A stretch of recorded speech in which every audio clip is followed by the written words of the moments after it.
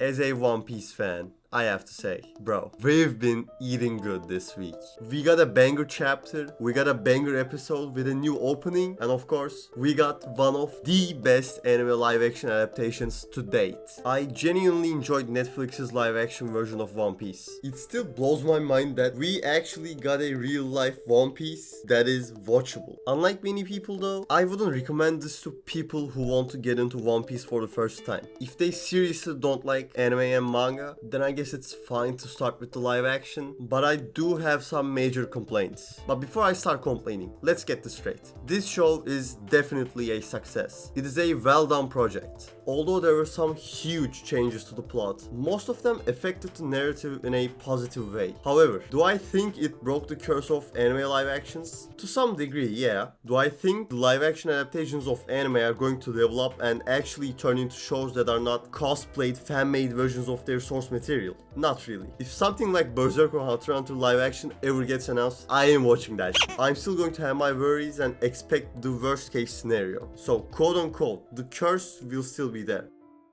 What exactly makes this show a good adaptation? I think there are multiple reasons for that. One thing I liked a lot was definitely the cast. All the actors did a great job, and I think that's partly because many of them are familiar with One Piece's unique style of handling characters. The interactions between the straw hats were spot on. Perfect. Nami and Zoro drinking together, Sanji and Zoro starting to argue the minute Sanji joins, etc. Like they really managed to capture the goofiness of the crew. Aside from the crew, the sets were incredible. Baratie, the circus, Arlong Park. You can clearly see how much effort they put into building these places. And what's amazing is that they didn't build all that just for looks. They also utilized those sets. What I mean is, instead of Luffy beating Arlong with just fists, he decides to destroy Arlong Park and starts punching the pillars. Same thing with Buggy's circus. I loved how they used all the chests and the boxes in his circus to trap his ass. Cause you know, usually with One Piece fights, there is little to no strategy, so it was fun seeing goofy little strategies like the ones I mentioned. Also, they really nailed the big moments. Zoro versus Mihawk. Even though it looked a little stiff, it still hit. Nami's moment and the barrel scene, which is my favorite scene in the East Blue Saga, all were true to the source material and handled beautifully.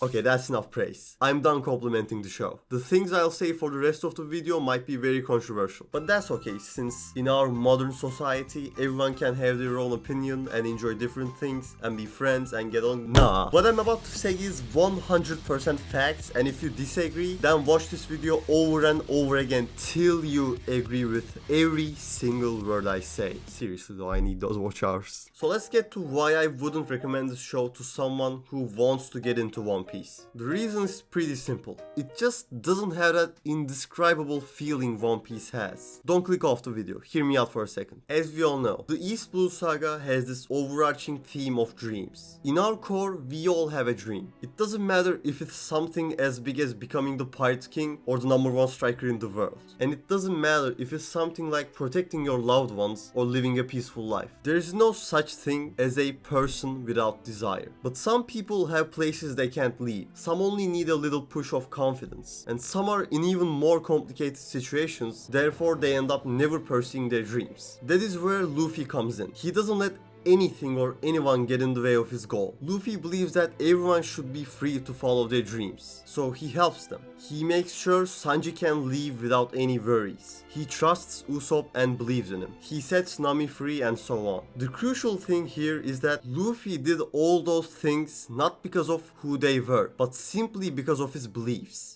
And that's where the live action falls flat. For instance, let's take a look at this scene in Arlong Park where Nojiko tells the crew about Nami's past and how Arlong took over. Sanji, Zoro and Usopp are all ears, listening. But you know what Luffy does? He refuses to listen and casually goes for a walk. Same scenario with Sanji's backstory. He doesn't have a clue about Sanji's past. But in the live action, they intentionally make Luffy listen and then they make him think about it out loud. Watching the live action Luffy didn't feel like I was watching Luffy at all. As far as the East Blue saga goes, those scenes are essential for Luffy's character. They just stripped all the nuance from his character. By the way, this has nothing to do with the actor. Iñaki, in my opinion, was excellent throughout the whole show. What caused my problem was the way they portrayed Luffy. I'm sure all of you who read or watched One Piece know that Luffy is an extremely dominant character when it comes to his actions. But Luffy in live action felt more dominant with his dialogue. Here's an example. When Luffy and Kobe meet for the first time in the anime, Luffy straight up says to Kobe that he doesn't like him until Kobe mentions he has a dream and he wants to escape from Alvida. However, in the live action, Luffy stands up for Kobe right away. They even made Luffy name the crew Straw Hat Pirates. Worthy of the Straw Hat crew. Like I said, that is so out of character, it bugs me. I wish it was only Luffy, but there are so many inconvenient moments like these for other characters too. Usopp is another one. I'ma be real with y'all. Live action Shuruk Village did everything better than the original, except Usopp's character.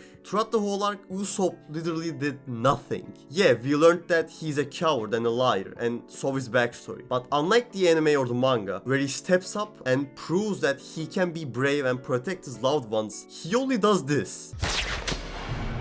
And that's all. Like, that's what it takes to join the crew. I know many of my issues could be easily fixed if they got more than 8 episodes. Still though, I just wish they added some scenes on the ship in between arcs where we see the crew hanging out. I'd 100% prefer that over the storyline with Kobe and Garp, which was kinda boring.